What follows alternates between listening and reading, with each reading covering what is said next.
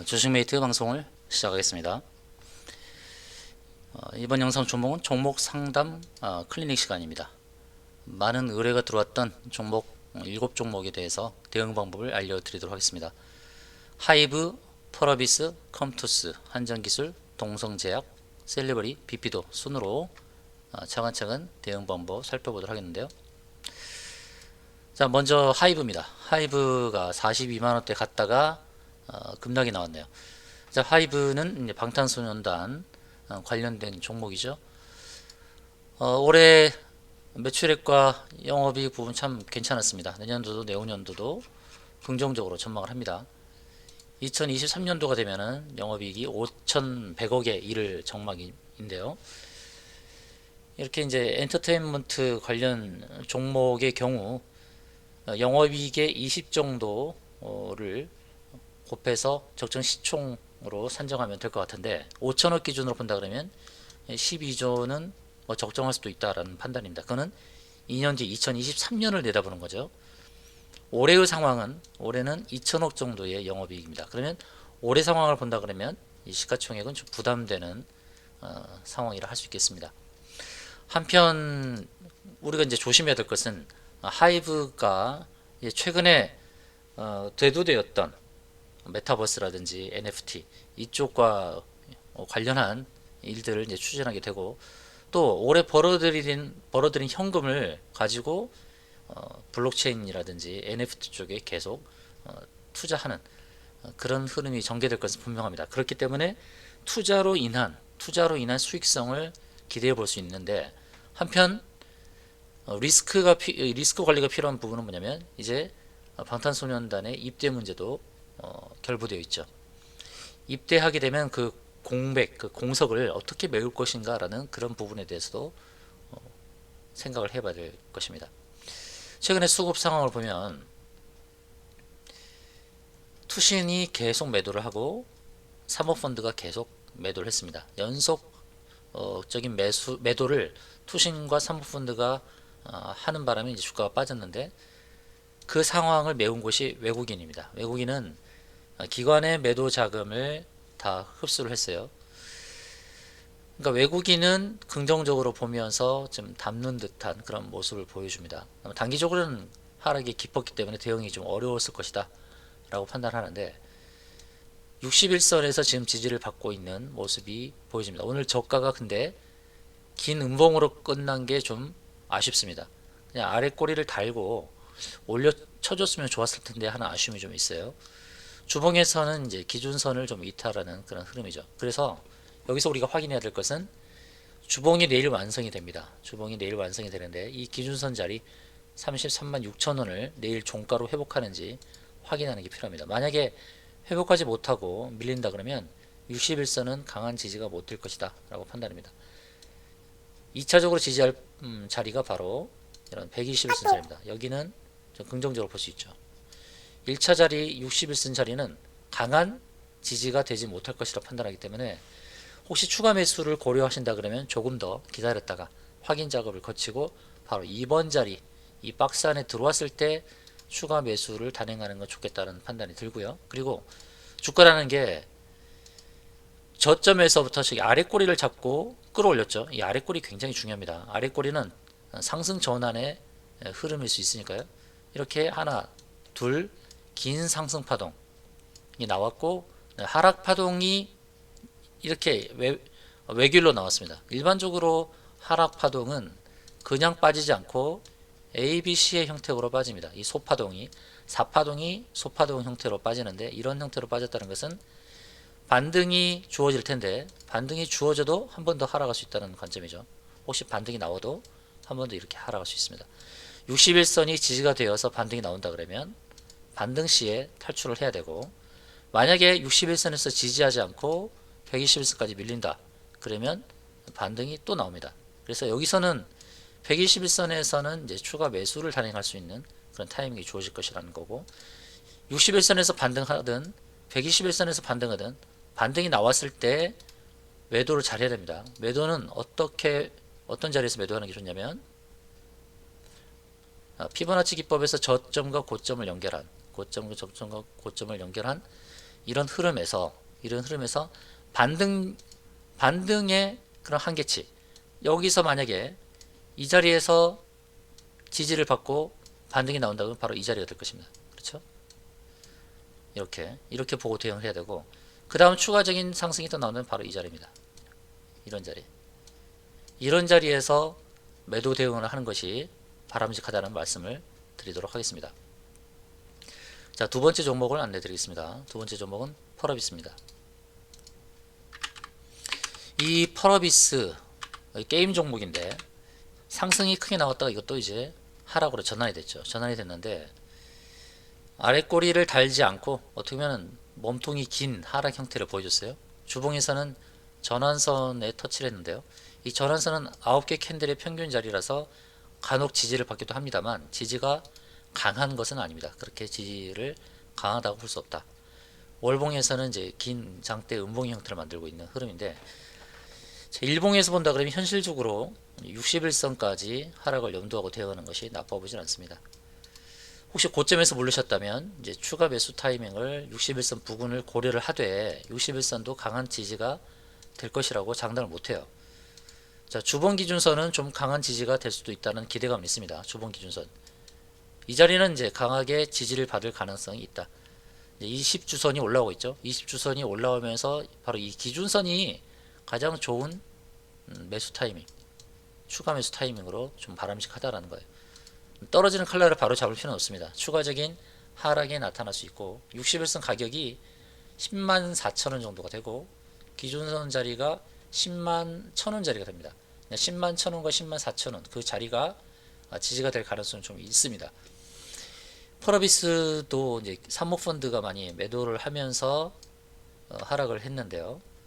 외국인은 한 달간 220억의 매수를 했기 때문에 외국인의 입장에서는 한 달간 매수한 흔적으로 인해서 외국인의 평단 부분보다는 조금 더 하회했다라고 본다 그러면 외국인은 바로 자신들의 평균 단가까지는 끌어올릴 수 있다고 봅니다. 그래서 여기서 하락으로 몰아친다 하더라도 60일선까지 하락한다라도 반등은 나올 거라고 봅니다.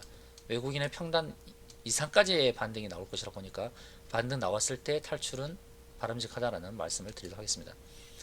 이런 차트의 흐름은 또 반등 나와서 또 빠질 수가 있으니까 반등 시에 잘 매도하는 전략을 안내 드립니다.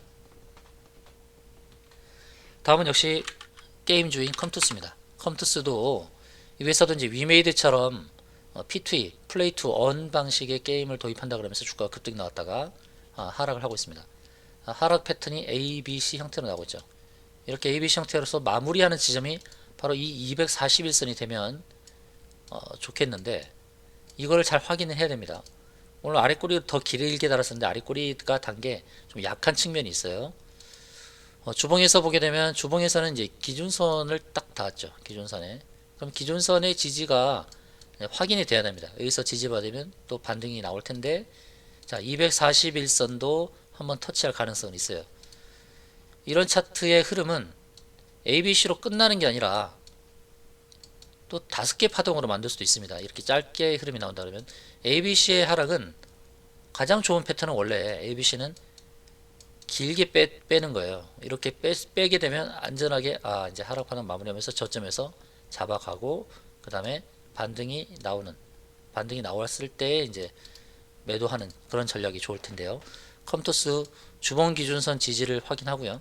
반등이 나왔을 때 반등의 목표 지점을 바로 이 매물대를 보고 매도 대응하는 것은 좋겠다라는 말씀을 드리겠습니다.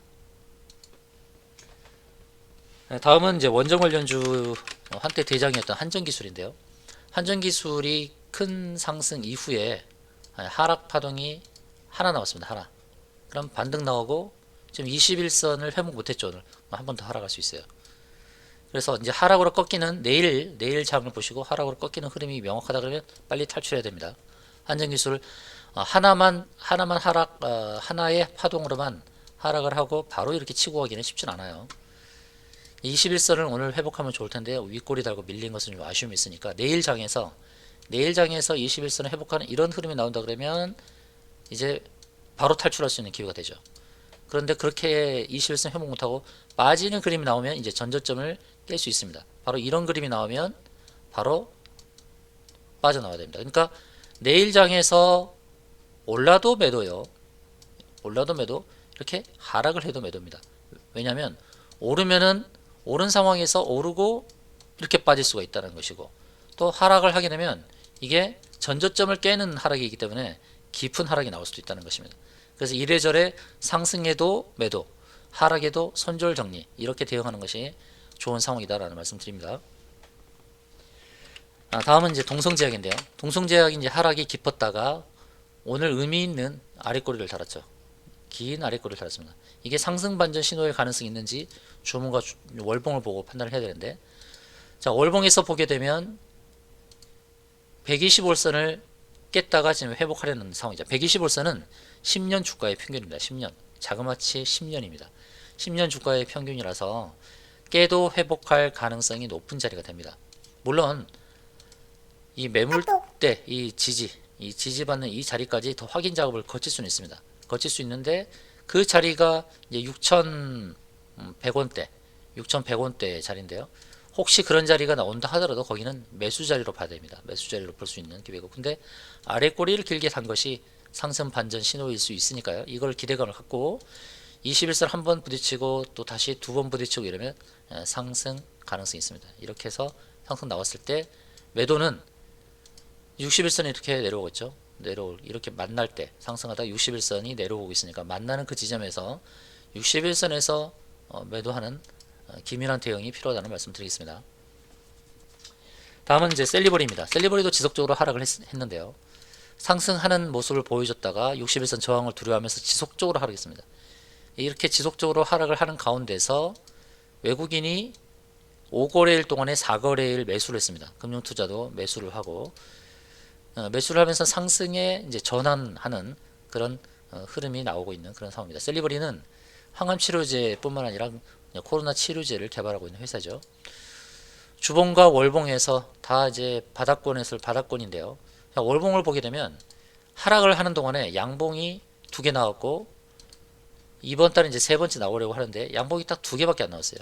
계속해서 하락으로 밀어버렸던 거죠. 20만원 대부터 밀었는데, 자, 진 바닥을 만드는 그런 흐름처럼 보여지고 있습니다. 이제 주봉에서도 거의 바닥을 완성한 흐름, 특히 일목균협회의 이 하단에 보여지는 이 구름층은 다 매물대의 지지가 되는 자리. 이 자리는 매수를 많이 했던 자리예요. 이 자리가 이제 35,000원대부터 45,000원대까지, 35,000원대, 45,000원대는 매수가 많이 진행됐던 자리라서 지지가 될 가능성이 있습니다. 그 자리에 오게 되면 35,000원부터 45,000원대 매수했던 주체가 더 하락을 하지 않게 방어하는 추가 매수 자리, 매수가 들어오는 그런 자리가 될 수 있다는 것이죠. 어떻게 보면 진바닥을 형성했을 수도 있으니 상승에 대한 기대감을 갖고 대응하는 게 좋겠다는 거고, 이전에 정확하게 보면 61선 터치는 안 했습니다. 그래서 이번에 상승할 때 61선 터치 가능성이 있죠.